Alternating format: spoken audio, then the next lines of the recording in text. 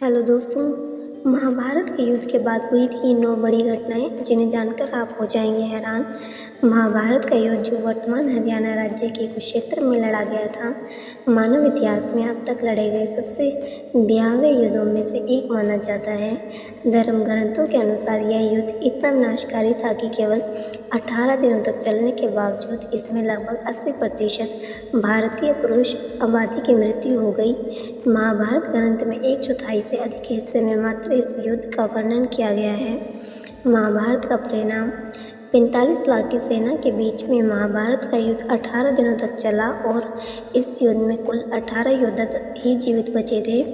महाभारत के युद्ध के पश्चात कौरवों की तरफ से 3 और पांडवों की तरफ से 15 यानी कुल 18 योद्धा ही जीवित बचे थे, जिनके नाम हैं कौरव के कृतवर्मा, कृपाचार्य और अश्वत्थामा, जबकि पांडवों की ओर से युयुत्सु, युधिष्ठिर, अर्जुन, भीम, नकुल, सहदेव, कृष्ण, सात्विक आदि। महाभारत युद्ध के परिणाम स्वरूप पांडव संख्या में कम होने के बावजूद जीत गए और कौरव संख्या में पांडवों से कहीं अधिक होने के बावजूद भी हार गए। इसका कारण उनके कर्म को माना गया, नीति और अनीति के राह पर चलने को माना गया, विधि के विधान के पक्ष और विपक्ष में खड़े होने को माना गया। पांडव युद्ध जीत गए और श्री कृष्ण ने पांडवों में सबसे बड़े भाई युधिष्ठिर का राजतिलक करा दिया। फिर इनका अंत कैसे हुआ? जिनका राजतिलक स्वयं भगवान के हाथों से हुआ हो, उनका विनाश कैसे हुआ? क्या हुआ जब हस्तिनापुर की राजगद्दी पांडवों के हाथों में आ गई? पांडवों ने हस्तिनापुर पर कब तक शासन किया? वे आखिर कैसे मर गए या वास्तव में उनकी हत्या कर दी गई?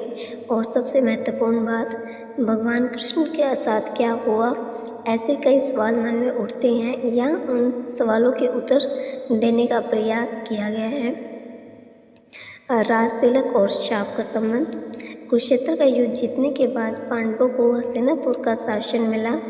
युधिष्ठिर को हस्तिनापुर का महाराज बनाया गया, लेकिन दूसरी तरफ गांधारी एक दुखी त्रस्त महिला के रूप में विलाप कर रही थी, अपने 100 पुत्रों की मृत्यु का शोक मना रही थी। जब युधिष्ठिर को सिंहासन सौंप दिया गया और श्री कृष्ण का हस्तिनापुर से विदाई लेने का समय आया, तब वह गांधारी के पास गए और गांधारी ने श्री कृष्ण को उनके वंश का अंत हो जाने का शाप दिया।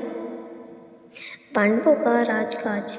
जानकारी के अनुसार महाभारत के बाद हस्तिनापुर पर पांडवों ने 36 वर्षों तक शासन किया।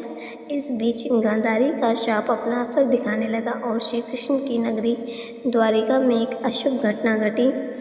वहाँ एक उत्सव के दौरान सभी यदुवंशी आपस में ही लड़ने लगे और एक दूसरे की हत्या करने लगे। यह घटना सोमनाथ के समीप प्रभास क्षेत्र में घटी। श्री कृष्ण पृथ्वीलोक से चले गए। उधर प्रभास क्षेत्र में यदुवंशियों के एक दूसरे को मार डालने के बाद पहले बलराम जी अपने लोक को वापस चले गए। इसके बाद श्री कृष्ण वही प्रभास क्षेत्र में एकांतवास में रहने लगे। एक दिन वह ध्यानावस्था में एक वृक्ष के नीचे बैठे थे, तभी जरा नाम के एक शिकारी ने गलती से उनके पैर में तीर मार दिया और श्री कृष्ण ने वह मानव देह त्याग दी। भगवान कृष्ण के वैकुंठ लौट जाने के बाद देवऋषि वेदव्यास ने अर्जुन को बताया कि श्री कृष्ण और उनके भाइयों का जीवन समाप्त हो गया है। फिर हुई कलयुग की शुरुआत। जानकारी के अनुसार श्री कृष्ण जी जिस दिन वैकुंठ को लौटे, उसी रात को 12 बजे से कलयुग का प्रारंभ हो गया। वेदव्यास जी से श्री कृष्ण के प्रयाण की सूची मिलने पर युधिष्ठिर अपने पर पौत्र परीक्षित का राजतिलक करते हैं, फिर अपने सभी भाइयों और द्रौपदी के साथ हिमालय की ओर चले जाते हैं।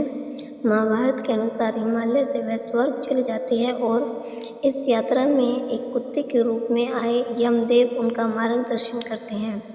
इस यात्रा का परिणाम। जैसे जैसे सभी पांडव हिमालय पर ऊपर की तरफ चढ़ते हैं, वे एक एक करके गिरने लगते हैं और उनकी आत्मा उनका शरीर छोड़ने लगती है।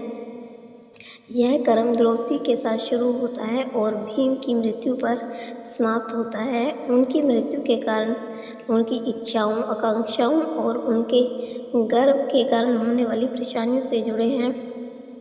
केवल युधिष्ठिर ही थे जिन्होंने किसी भी चीज़ पर गर्व नहीं किया। इस कारण केवल वही जीवित रूप में हिमालय के ऊपर स्वर्ग के प्रवेश द्वार पर पहुंच पाते हैं। स्वर्ग और घटनाएं। स्वर्ग के प्रवेश द्वार पर भगवान यम कुत्ते के रूप को त्याग कर अपने असली रूप में आते हैं और युधिष्ठिर को स्वर्ग में प्रवेश करने देने से पहले उन्हें नरक में ले जाते हैं। नरक में युधिष्ठिर अपने भाइयों और द्रौपदी को अपने पाप स्वीकार करते हुए देखते हैं तो उन्हें उनके पापों से मुक्ति दिलाते हैं। इसके बाद भगवान इंद्र युधिष्ठिर को स्वर्ग ले जाते हैं और उनसे वादा करते हैं कि उनके भाई और द्रौपदी भी जल्द स्वर्ग में स्थान ले लेंगे। द्वापर के बाद क्या? महाभारत के सबसे महत्वपूर्ण पात्र भगवान कृष्ण और पांडवों ने इस तरह नश्वर संसार को छोड़ दिया। इसके बाद कलयुग शुरू हुआ जो अभी तक चल रहा है। जानकारी के अनुसार अब तक कलयुग के 5000 साल पूरे हो चुके हैं। कलयुग की अवधि क्या है, इस पर अलग अलग मत देखने को मिलते हैं। धन्यवाद।